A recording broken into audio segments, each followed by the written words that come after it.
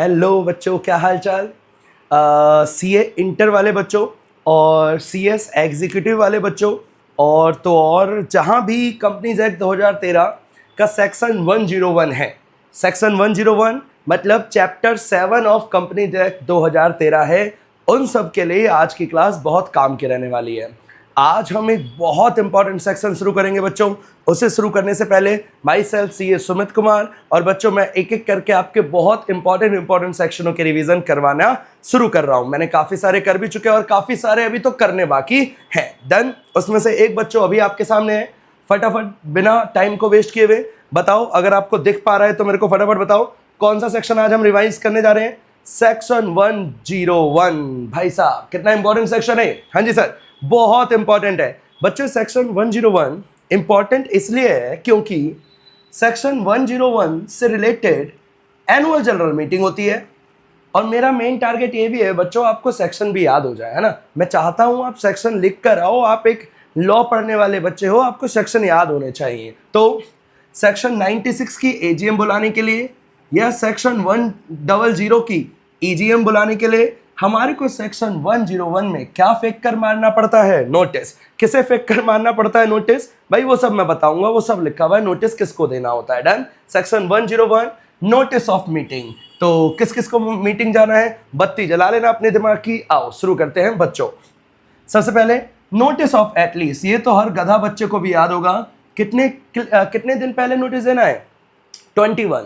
लेकिन आप 21 मत लिखना। आप क्या लिखना? आप ऐसे लाइन लिखना, notice of at least 21 clear days. बीच में एक तो क्लियर वर्ड लगाना, आगे जाकर हम क्लियर समझ लेंगे। आज एक अच्छी बात और है, आज मैं आपको क्वेश्चन भी दिखाऊंगा कैसे अटेम्प्ट करते हैं और प्रेजेंट कैसे करते हैं, मोस्ट इंपॉर्टेंटली, है ना। हाँ, तो बच्चों नोटिस देना है एटलीस्ट 21 क्लियर डेज का। इज रिक्वायर्ड इन राइटिंग या फिर इलेक्ट्रॉनिक मोड, या तो लिख कर देंगे या तो इलेक्ट्रॉनिक मोड। बोले तो बच्चे ईमेल के फॉर्म में भी हम नोटिस दे सकते हैं। आगे जाकर पूरा हमारे सामने रूल आएगा जहां पे वो इलेक्ट्रॉनिक मोड के बारे में बताएगा, ईमेल के बारे में बताएगा, तो उसको देखेंगे थोड़ी देर बाद। अभी हमने एक चीज तो पढ़ ली, सेक्शन 101 की सबसे इंपॉर्टेंट बात, क्लियर 21 डेज का नोटिस जरूरी है। ठीक है, ओके सर, लेकिन एक्सेप्शन है इस बात की। 21 क्लियर डेज वाली बात की एक्सेप्शन है। क्वेश्चन बन सकता है, एमसीक्यू भी बन सकता है। एक तो आईएफएससी पब्लिक कंपनियों को, ध्यान देना बच्चों, आईएफएससी प्राइवेट कंपनियों को एग्जाम्पशन नहीं है, सिर्फ आईएफएससी पब्लिक कंपनियों को ही एग्जाम्पशन है। इसके अलावा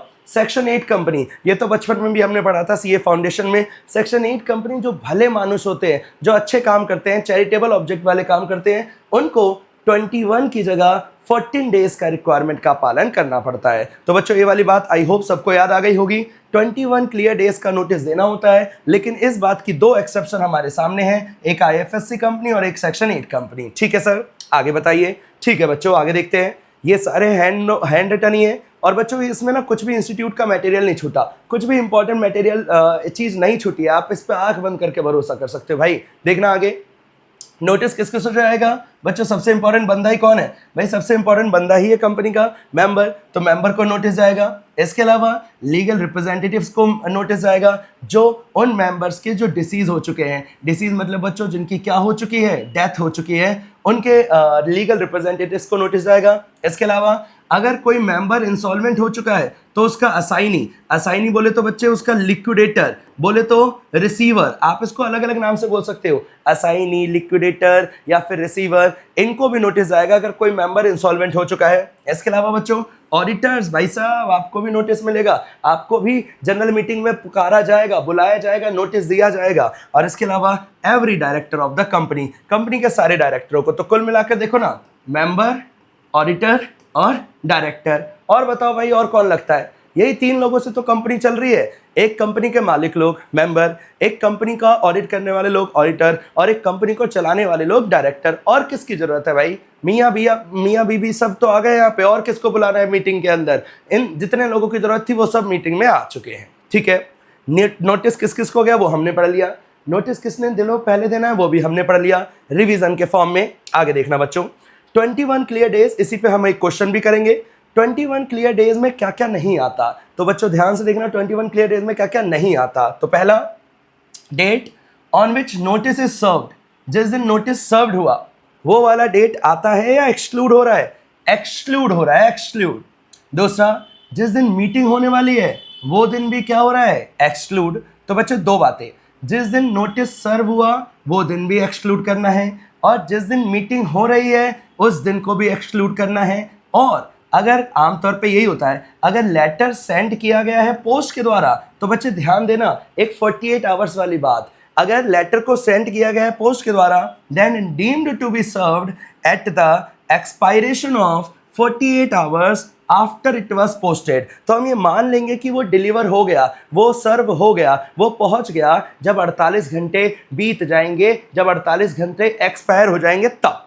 ये वाली बात ध्यान रखना प्लीज, लेटर और पोस्ट के केस में ही है ये 48 घंटे वाली बात। इसका प्रैक्टिकल एप्लीकेशन कैसे होगा उसके लिए मैंने क्वेश्चन बना रखा है भाई, वो आप आराम से देखना, वो बहुत अच्छा क्वेश्चन है, इंस्टीट्यूट का ही वो क्वेश्चन है। चलिए आगे बच्चों, मेरे ख्याल से दोनों बातें आपको याद आ गई होंगी फटाफट तरीके से कि 21 क्लियर डेज में क्लियर निकालने के लिए, क्लियर साफ सुथरा निकालने के लिए इन सारे दिनों को हमारे को कंसिडर करना होता है। कंसिडर मतलब इनका ध्यान रखना होता है कि हमारे को इसे एक्सक्लूड करना है। फिर इसके अलावा बच्चों देखो नीचे बहुत बच्चों वाली बात, नोटिस देना है। कौन से मोड में बच्चों नोटिस देना है, इलेक्ट्रॉनिक मोड में। क्या इलेक्ट्रॉनिक मोड में चलेगा, यस चलेगा। इलेक्ट्रॉनिक मोड के अलावा बच्चों क्या राइटिंग में भी दे सकते हैं, हाँ हमने शुरुआत में पढ़ा था। अब इलेक्ट्रॉनिक मोड में देने के लिए रूल 18 है जो कहता है कि भाई इलेक्ट्रॉनिक मोड कानून में रिकॉग्नाइज हो चुका है, स्टैट्यूटरी तौर पे रिकॉग्नाइज हो चुका है। इसके अलावा कंपनी के सिक्योर्ड कंप्यूटर प्रोग्राम का इस्तेमाल करना है, मतलब कोई उसमें हैकिंग पैकिंग पॉसिबल ना हो पाए। इसके अलावा ऐसा सिस्टम यूज़ करना है जिसमें कंफर्मेशन आए, जैसे हम मेल भेजते हैं ना बच्चों, तो कंफर्मेशन आती है ना कि your mail has been sent, सामने वाले को पहुंच चुका होगा, तो इस तरीके का कंफर्मेशन उससे जनरेट होना चाहिए। और भाई मेल भेजते हैं तो रिकॉर्ड्स भी तो बन जाते हैं कि कब किस किस को कौन कौन सी मेल गई, तो ऐसा सिस्टम फॉलो करना है जिसमें ये सारी चीज़ें हों। पहली बात तो वो कानून के द्वारा रिकॉग्नाइज है, दूसरा एक सिक्योर कंप्यूटर सिस्टम प्रोग्राम होना चाहिए, तीसरा वो ऐसा सिस्टम होना चाहिए जिसमें कंफर्मेशन प्रोड्यूस करी जा सके ज़रूरत पड़ने के टाइम पे, और जिसमें रिकॉर्ड्स भी मेंटेन हो रहे हों। तो इन तरीके से आप इलेक्ट्रॉनिक मोड का इस्तेमाल कर सकते हो। ये बात कहाँ लिखी हुई है बच्चों, रूल 18 में। सेक्शन कौन सा चल रहा है, 101, नोटिस ऑफ अ मीटिंग। यहाँ तक की बातें सारी डन, यस सर सारी डन। ओके बच्चों आगे देखना फटाफट, इसको रिवीजन के तौर पे ये वाला पेज हमारा पूरा खत्म हो गया। हाँ आप बोलोगे तो ये मैं आपको शेयर कर दूंगा, अगर आपने खुद के बना रखे तो बहुत बढ़िया, वरना यहाँ से भी आप बहुत अच्छे से खत्म कर सकते हो। चलो आगे लिखा हुआ है ईमेल की ही बातें हैं बच्चों, पहले हम इधर वाला पढ़ेंगे है ना, लेफ्ट हैंड साइड वाला, फिर वो इंपॉर्टेंट नोट देखेंगे। देखना बच्चों ध्यान से, मैं इधर आ जाता हूँ। फर्स्ट ईमेल, भाई ईमेल कैसे भेजनी है, या तो पूरा का पूरा मेल में टेक्स्ट लिख देना सारा टाइप्ड फॉर्म में, दूसरा या तो अटैचमेंट मेल में ईमेल में अटैच कर देना, फाइल अटैच कर देना नोटिस का, या फिर इलेक्ट्रॉनिक लिंक, या तो www. इस तरीके से कुछ लिख देना, या तो नोटिस का URL डाल देना। URL का मतलब होता है यूनिफॉर्म रिसोर्स लोकेटर, है ना, वेबसाइट का एड्रेस डाल देना। आप किसी भी तरीके से ईमेल कर सकते हो, या तो पूरा टाइप करके, या तो अटैचमेंट, या तो एड्रेस डाल के, या तो URL डाल के, या तो कोई लिंक डाल करके इस लिंक पे जाओ आपको मिल जाएगा। आप कैसे भी कर सकते हो, सब कुछ अलाउड है। सब्जेक्ट लाइन, बेटा इस पे क्वेश्चन आया हुआ है, मेल का सब्जेक्ट लाइन क्या होना चाहिए, उसमें कंपनी का नाम लिखा होना चाहिए। ये क्वेश्चन आया हुआ है पेपर में कि सब्जेक्ट लाइन में क्या लिखा होना चाहिए, कंपनी का नाम, टाइप ऑफ मीटिंग कि AGM होने वाली है या EGM होने वाली है, प्लेस कहाँ पे होने वाली है, और डेट कब होने वाली है। ये सारी बातें होती है ना मेल के अंदर सब्जेक्ट लाइन, उस सब्जेक्ट लाइन के अंदर लिखा होना चाहिए कंपनी का नाम, कौन सी मीटिंग, कब मीटिंग हो रही है, ये सब कुछ उसके अंदर लिखा होना चाहिए अगर ईमेल का माध्यम यूज़ कर रहे हो तो। इसके अलावा जो आप लिंक भेजोगे, वो जो आप फाइल भेजोगे, वो नॉन एडिटेबल फॉर्मेट में होना चाहिए। नॉन एडिटेबल मतलब जिसमें चेंजेस पॉसिबल ना हो, और वो PDF फॉर्मेट में होना चाहिए। PDF जानते होगे ना बच्चों, PDF की फाइलें होती हैं, जिसको PDF की फुल फॉर्म नहीं पता मैंने लिख दिया है, पोर्टेबल डॉक्यूमेंट फॉर्मेट। इस फॉर्मेट में आप नोटिस को भेज सकते हो, PDF फॉर्मेट में। वर्ड फॉर्मेट में मत भेज देना, एक्सेल के फॉर्मेट में मत भेज देना, PDF के फॉर्मेट में ही होना चाहिए। ये सब बातें इंपॉर्टेंट है बच्चों। इसके अलावा company not responsible for failure during transit. अगर लेट से बच्चों मैंने आपको मेल करा, अब XYZ किसी भी कारण की वजह से मेल आप तक नहीं पहुंचा, तो कंपनी की कोई रिस्पॉन्सिबिलिटी नहीं है। अगर ट्रांजिट में किसी मेंबर को नोटिस नहीं मिला तो वो मेंबर चेचे नहीं कर सकता, कंपनी की कोई गलती नहीं मानी जाएगी क्योंकि ट्रांजिट में नुकसान हुआ है।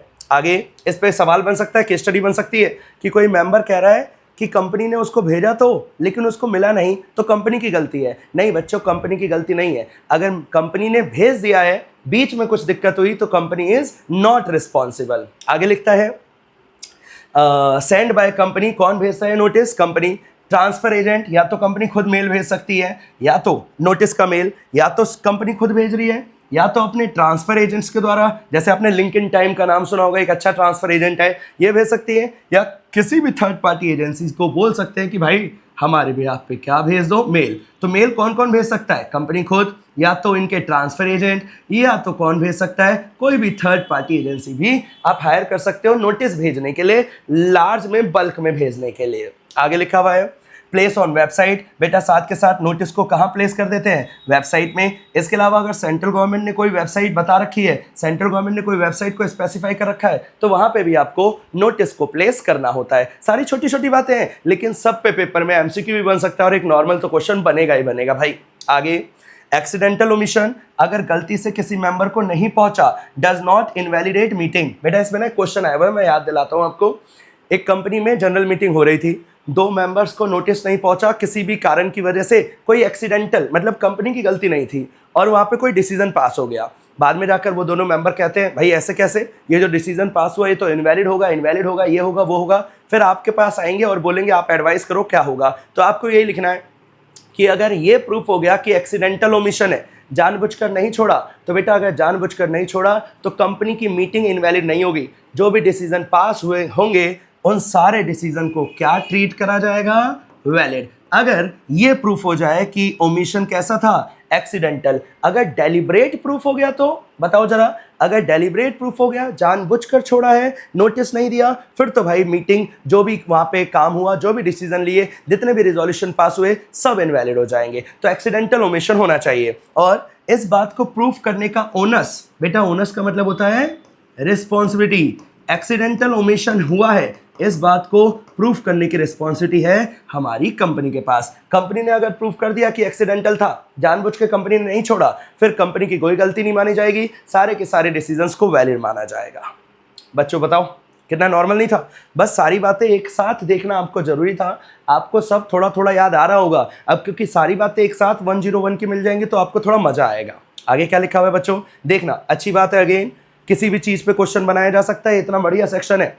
क्या 21 से छोटा नोटिस भी चलेगा? 21 क्लियर डेज से छोटा नोटिस भी चल सकता है? तो आंसर है हाँ, 21 क्लियर डेज से छोटा नोटिस भी एक्सेप्टेड है, लेकिन कुछ कंडीशन है, आओ देखते हैं ध्यान से। इफ कंसेंट इन राइटिंग, अगर कंसेंट आ चुकी है, कंसेंट किन लोगों से आ चुकी है? राइटिंग या इलेक्ट्रॉनिक मोड में। एजीएम है तो इतने लोगों से, और अगर दूसरी कोई मीटिंग है तो इतने लोगों से। और दोनों में बच्चों एक ही बात कॉमन है, आपको एक ही बात कॉमन दिखेगी, 95% से कम नहीं, नॉट लेस देन 95%। तो आओ शुरू करते हैं। लिखता है अगर एजीएम है, not less than 95% of members entitled to vote, जितने भी लोगों के पास वोटिंग का अधिकार है। हो सकता है भाई लाखों लोग आ गए, लेकिन उनमें से 10,000 लोगों के पास ही वोटिंग का अधिकार था, तो 95% वोटिंग वालों का ध्यान रखना बच्चों, प्लीज पेपर में घुमा सकता है। 95% वाला परसेंट वोटिंग पावर वालों का, अगर वो लोग एग्री हो गए तो ठीक है भाई, 21 दिनों से कम, 12 दिन 10 दिन भी चलेगा, कोई दिक्कत नहीं है। इसके अलावा कोई और मीटिंग है तो, अगर कंपनी में शेयर कैपिटल है तो same, not less than 95% of paid up. बस यहाँ पे पेड अप वर्ड और लगा दिया, वोटिंग तो रहेगा ही रहेगा, वोटिंग तो हर जगह रहेगा। और अगर आपकी कंपनी में शेयर कैपिटल नहीं है, मतलब आप गारंटी वाली कंपनी हो, तो सेम है, नॉट लेस देन 95%। अब क्योंकि यहाँ पे पेड अप हो नहीं सकता, इसलिए पेड अप वर्ड हटा दिया, यहाँ पे वोटिंग पावर था, यहाँ पे भी वोटिंग पावर आ गया। तो कुल मिलाकर क्या 21 क्लियर डेज से कम का नोटिस अलाउड है? यस, लेकिन 95% वाली बात का ध्यान रखना, इतना ध्यान रखना प्लीज, गलत मत करना, आपको कसम दे रहा हूं। जब एजीएम होगा तो 95% उन लोगों का जो इंटाइटल टू वोट है। जब अदर्स है, कोई और मीटिंग है, एजीएम के अलावा कोई और मीटिंग आ गई, कोई सी भी आ गई, तो शेयर कैपिटल है तो 95% पेड अप और वोटिंग दोनों का मिलाकर, और अगर शेयर कैपिटल नहीं है कंपनी में तो 95% सिर्फ वोटिंग पावर वाला। डन। तो इस टॉपिक में ना बच्चे आमतौर पे थोड़ी लापरवाही कर जाते हैं और वर्ड्स को थोड़ा ऊपर नीचे कर देते हैं, 95% पेड अप भी लिख जाते हैं हर जगह। तो बच्चों इस वाले में कहीं भी पेड अप का चर्चा नहीं हुआ, एजीएम वाले में पेड अप वर्ड कहीं नहीं आया, तो प्लीज ध्यान रखना है इसका, ठीक है यार, रखोगे ध्यान? यस सर, जरूर रखेंगे। इसके अलावा बच्चों एक छोटा सा इंपॉर्टेंट नोट दिया हुआ है, लिखा हुआ है, इस पे भी सवाल बना हुआ है पेपर के अंदर, इंपॉर्टेंट नोट है, ध्यान से पढ़ लेना। लिखता है AGM is called by board of director. भाई मीटिंग कौन बुलवाते हैं? Board of directors, BOD. ठीक है, क्या इंडिविजुअल डायरेक्टर के पास पावर है, अथॉरिटी है एजीएम बुलाने की? तो answer is no, individual director meeting नहीं बुला सकता। अगर बुलाई तो वो इनवैलिड मानी जाएगी। लिखा हुआ है invalid notice can be ratified by board. लेकिन अगर नोटिस वगैरह में कुछ गलती रही या XYZ कुछ भी रहा तो क्या सारे बोर्ड ऑफ डायरेक्टर्स बाद में जाकर रेटिफिकेशन कर सकते हैं? तो आंसर इज हाँ, ratification is allowed. Yes, allowed है, पर कर सकते हो। इसके अलावा क्या मीटिंग बुलाने के लिए एक बोर्ड रिजोल्यूशन पास होना चाहिए? यस, जनरल मीटिंग बुलाने के लिए बोर्ड के द्वारा, बोर्ड ऑफ डायरेक्टर्स के द्वारा एक बोर्ड रिजोल्यूशन पास होना कंपलसरी होता है। तो ये एक छोटा सा नोट है, इस वाले नोट पे क्वेश्चन पेपर में बना हुआ है कि अगर किसी इंडिविजुअल डायरेक्टर के कहने पे मीटिंग बुला देंगे तो वो वैलिड मीटिंग बनेगी या इनवैलिड मीटिंग बनेगी? इनवैलिड मीटिंग बनेगी। बच्चों डन। देखो अभी आपके 10, 12, 15 मिनट हुए हैं और सेक्शन 101 खत्म हो गया। इसमें आपने अच्छे अच्छे वर्ड्स भी याद करे, इसमें आपने सेक्शन भी याद करा, रूल भी देखा, 96 का भी नाम सुन लिया, 100 का भी नाम सुन लिया। बस यही चाहिए भाई, धीरे धीरे करके सारी चीज़ों को ऐसे खत्म कर दो बच्चों। यही है, यही आएगा पेपर के अंदर, यही सारी चीज़ें आती हैं। और कोई थोड़ी ना साइंस का कोई सवाल पूछ जाएगा। अब बच्चों एक अच्छी चीज़ है आपके लिए, इसे आपने अभी तक जितना भी सुना इस वाली चीज़ को भाई अच्छे से देख लेना, क्योंकि सबसे इंपॉर्टेंट यही है, आपको at any cost question answer करने आने चाहिए, है ना। तो मैंने आपके लिए एक क्वेश्चन भी प्रेजेंट करा है, आओ इस क्वेश्चन को आराम से पढ़ते हैं। क्या लिखा हुआ है ध्यान से देखना, पेपर के लिए इंपॉर्टेंट है क्या? यस सर इंपॉर्टेंट है, देखना। इतना बड़ा विजिबल क्लियर है? हाँ, मैं साइड हट जाऊंगा, क्वेश्चन आपके लिए ही है, मैं पढ़ा रहा हूँ, एक बार देखना ध्यान से। मदुरई बेक्सट्री कोई कंपनी का नाम है, issued a notice of its AGM on 7 September 2022। Let's say paper में क्वेश्चन आया बच्चों, तो पेपर में क्वेश्चन आया तो जैसे ही मैंने अभी पढ़ते पढ़ते अंडरलाइन करा ना, आप भी करो, टाइम बचेगा यार, टाइम बचेगा। दोबारा थोड़ी ना डेट देखने आओगे, तो अंडरलाइन कर लिया कि 7 सितंबर को मीटिंग होने वाली है। The notice was posted to the members, 16 अगस्त को पोस्ट किया गया है। पोस्ट किया गया बच्चे, 48 आवर्स वाली बात याद आनी चाहिए आपको, पोस्ट किया गया है। ठीक है, some members of the company allege का मतलब होता है आरोप लगाना, that the company has not complied with the provision of Companies Act 2013। उन्होंने बोला पीरियड ऑफ नोटिस वाली चीज़ों का पालन नहीं हुआ, इसलिए मीटिंग वैलिड नहीं थी। ये उनके मेंबर्स का कहना है। अभी हम देख लेंगे लॉ क्या कहता है। फिर प्रोविजंस को बताते हुए बताओ क्या मीटिंग वैलिड थी, अगर नहीं थी तो कितने दिनों का शॉर्टफॉल हुआ, और क्या डिले को कंडोन किया जा सकता है? बेटा कंडोन का मतलब होता है क्या माफ किया जा सकता है। तो आओ देखते हैं एक बार आंसर क्या प्रेजेंट करना है। देखो सबसे पहले प्रोविजन लिखते हैं, तो हमारे को पता ही है केस स्टडी है तो प्रोविजन तो लिखना ही लिखना है। तो सबसे पहले सेक्शन 101 को रेफर करते हुए इन्होंने कौन कौन सी बात लिखी, ताकि आप पेपर में सजेस्टेड आंसर के जैसा ही आंसर लिख पाओ, इसलिए मैंने आंसर भी लिख दिया आपके सामने। देखना, सबसे पहले हम आंसर को प्रेजेंट कर रहे हैं, मैं लाइन टू लाइन पढ़ा रहा हूँ कि ऐसे आपको आइडिया लगेगा, वरना आप शायद अलग से आंसर ना पढ़ते होगे। तो मैं एक काम कर रहा हूँ ना, 2-3 मिनट लगा के मैं आपको सिखाई देता हूँ कि भाई हर क्वेश्चनों में क्या ध्यान रखना होता है, ताकि हर क्वेश्चन में आधा नंबर भी एक्स्ट्रा बने। तो बस बन गई बात, एग्जाम्पशन पढ़ना। According to section 101 of the companies act 2013, a general meeting of a company may be called by giving not less than 21 clear days। ये तो लॉ लिख दिया कि 21 क्लियर डेज से कम का टाइम नहीं होना चाहिए, या तो राइटिंग में या तो इलेक्ट्रॉनिक मोड में। तो काम का वर्ड था इलेक्ट्रॉनिक मोड, काम का वर्ड था राइटिंग, काम का वर्ड था नॉट लेस देन 21 डेज। ठीक है, also it is to be noted that clear days में क्या क्या नहीं आता। तो क्या क्या नहीं आता means that the date on which the notice is serve, जिस दिन नोटिस सर्व हुआ, and the date of meeting, जिस दिन मीटिंग है और जिस दिन नोटिस सर्व हुआ, इसे हम एक्सक्लूड करते हैं, इंक्लूड एक्सक्लूड करते हैं। फिर इसके अलावा बच्चों वो 48 घंटे वाली बात भी आपको ध्यान रखनी है। फर्दर रूल के अंदर कहता है provide that in case of delivery by post, अगर पोस्ट आ रहा है तो such service shall be deemed to have been affected in the case of a notice of a meeting at the expiration of, ये 48 घंटे वाली बात लिख दी। तो बच्चों देखो ये हमारे को क्वेश्चन पढ़ के समझ में तो आ गया था कि कौन कौन सी बातें करनी है। पहले 21 क्लियर डेज की बातें करी, फिर 21 क्लियर डेज में क्या क्या नहीं आता उसकी बातें करी, फिर 48 घंटे वाली बात कर दी। अगर ये क्वेश्चन 4-5 नंबर का बना, 3 सब पार्ट है तो 4-5 नंबर का बनना चाहिए। अगर आपने लॉ भी अच्छे से लिखा तो 2-2.5 नंबर तो पक्का मिल जाएंगे, मिनिमम है भाई। अब इसका आंसर देखो, आंसर आप भी ऐसे करना, तीनों पॉइंटों का एक कॉमन लॉ लिख दिया ऊपर, फिर तीनों का नीचे कंक्लूजन बनाकर आंसर लिख दिया। कहीं केस स्टडी डिस्कस नहीं करी, कुछ नहीं करी, चलेगा। ऐसे क्वेश्चनों में ये आंसर एकदम परफेक्ट माना जाएगा। चलिए आगे देखते हैं। अब बेटा सवाल आता है कि 21 डेज थे क्या, तो एक बार फटाफट आप भी देखो, मैं भी देखता हूं और मेरे को बताओ क्या 21 क्लियर डेज थे क्या। अब लॉ लिखने के बाद अब मैं कैलकुलेशन के पार्ट पे आ रहा हूं। पहले मैंने लॉ बता दिया भाई टीचर को कि देख मेरे को लॉ आता है। अब कंक्लूजन देख लेते हैं। देखो बच्चों, देखना है सामने, 7 सितंबर की मीटिंग है, तो भाई इसे तो एक्सक्लूड कर दो। 7 सितंबर तो एक्सक्लूड होना ही होना है। कब भेजा गया है? 16 तारीख को।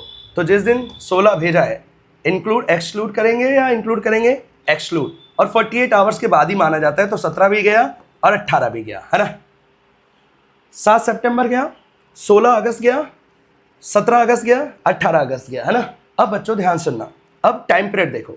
19, 20 अगस्त, 21, 22, 23, 24, 25, 26, 27, 28, 29, 30 अगस्त 31 का होता है, हाँ 31। 1 सितंबर में आ चुके, 1 इधर लिखता हूँ, 2, 3, 4, 5, 6 तक ही जाना है बच्चे, क्योंकि 7 को तो मीटिंग है। अब देखते हैं रेड कलर से जो मैंने डेट लिखी है कितने दिन हो गए। ये आपको दिख रहे होंगे, आई होप ये आपको दिख रहे होंगे। एक बार देखते हैं कितने दिन हो गए। 1, 2, 3, 4, 5, 6, 7, 8, 9, 10, 11, 12, 13, 14, 15, 16, 17, 18, 19। भाई 21 दिनों का नोटिस देना था। और हमने जब ये कैलकुलेशन करा, अगर आपको पीरियड निकालने में दिक्कत आती है तो आप ऐसे कर लेना, 15-20 सेकंड एक्स्ट्रा, आधा सेकंड कह रहा हूँ, 30 सेकंड एक्स्ट्रा लग जाएंगे, लेकिन आंसर एकदम सटीक आने वाला है भाई। 19 दिन आए हैं बच्चों, 19 दिन। क्या मीटिंग वैलिड थी या इनवैलिड? इनवैलिड। वो मेंबर्स सही कह रहे थे, पढ़े लिखे शेयर होल्डर्स थे। तो आओ देखना बच्चों, कितने दिनों का शॉर्टफॉल हुआ है? 2 दिनों का। ये भी पूछा हुआ था ना। आओ देख लेते हैं एक बार आंसर कैसे प्रेजेंट कर रखा है। आंसर कुछ ऐसे प्रेजेंट कर रखा है, देखिएगा। लिखता है अ 21 clear days notice must be given. एक 21 दिनों का क्लियर डेज का नोटिस देना था। In the given question only 19 clear days. भाई हमारा भी 19 आया था, इसका भी आंसर इतना आया। आपने लॉ लिखा, आपने सेक्शन कोड कर दिया, रूल का नंबर ध्यान नहीं रखोगे तो भी चलेगा। मिल गए नंबर भाई, यही चाहिए थे। इज सर्व्ड आफ्टर एक्सक्लूडिंग, इन्होंने बीच में भी लिख दिया कि 48 घंटे को, पोस्ट वाले डेट को, सेंडिंग वाले डेट को और मीटिंग वाले डेट को एक्सक्लूड करते हैं, तो हमने भी एक्सक्लूड कर दिया था। अब सवाल ये उठता है कि हम 19 डेज की कैलकुलेशन को दिखाएं, तो बच्चों दिखा देना, कुछ बुरी बात थोड़ी ना है। 90 डेज की कैलकुलेशन दिखा देना, जैसे हमने लिख के करा वैसे थोड़ा प्रेजेंट फेयर तरीके से कर देना तो भी चलेगा, कोई दिक्कत वाली बात नहीं है, नंबर अच्छे मिलेंगे। और तो मीटिंग वैलिड नहीं थी, ये हमने कंक्लूजन लिख दिया। फिर कितने दिनों का शॉर्टफॉल था? तो बच्चे 2 दिनों का शॉर्टफॉल था। फिर आगे लिखा हुआ है क्या कंडोन्ड अलाउड है? तो लिखा हुआ है ना भाई, कोई कंडोनेशन अलाउ नहीं है। The companies act 2013 does not provide anything specific regarding the condonation. माफी वाफी को लेकर कोई लॉ नहीं है। वो लॉ तो ये था कि क्या 21 से कम डेज का नोटिस चलेगा, चल सकता है अगर 95% लोग एग्री कर जाए, वो था। माफी की बात तो कहीं पढ़ी नहीं ना, आप अपना दिमाग मत चला लेना कि वही माफी की बात थी। नहीं, माफी की बात का तो कहीं पढ़ा ही नहीं हमने, जिक्र ही नहीं आया। इट मींस 21 क्लियर डेज का कोई कंडोनेशन, कोई माफी अलाउड नहीं है। बच्चों 22 मिनट हुए हैं अभी। 22 मिनट में आपका एक सेक्शन इंपॉर्टेंट और एक क्वेश्चन इंपॉर्टेंट। क्वेश्चन से इंपॉर्टेंट उसमें लिखना क्या है, कैसे लिखना है, कैसे प्रेजेंट करना है, खुद से क्वेश्चन पढ़ना, खुद से आंसर पढ़ना। जनरली आपको मिलेगा नहीं, मिल रहा है तो इसका फ़ायदा उठाओ, पढ़ो अच्छे से। डन। आज की क्लास का 101 आपको कैसा लगा प्लीज़ मुझे बताना। और रिक्वेस्ट है कि लाइक ज़रूर कर देना क्लास को और वीडियो को, और फ्यूचर में भी आप इसे रेफ़र कर सकते हो। पेपर आते वक्त, टेस्ट लेते वक्त, कभी भी आप इसे यूज़ कर सकते हो ना। अगली बार जब आप देखोगे तो इसे 1.5 की स्पीड पे देख लेना, 1.25 की स्पीड पे देख लेना, ताकि फटाफट और जल्दी तरीके से रिवाइज हो जाए। डन। अगर आपकी कोई अपनी पर्सनल प्रेफरेंस है तो मुझे कमेंट सेक्शन में बताना कि कौन सा सेक्शन करवाना है अगला, वरना जो मेरे को इंपॉर्टेंट लगेगा मैं इस हिसाब से करवाता हुआ चलूँगा। अगर आपकी कोई अगर मेरे को कुछ सेलेक्टेड नंबर के कमेंट में आ गए तो मैं वो वाला सेक्शन पहले करवा दूँगा। ठीक है, चलिए पढ़ते रहिए। Bye bye, take care.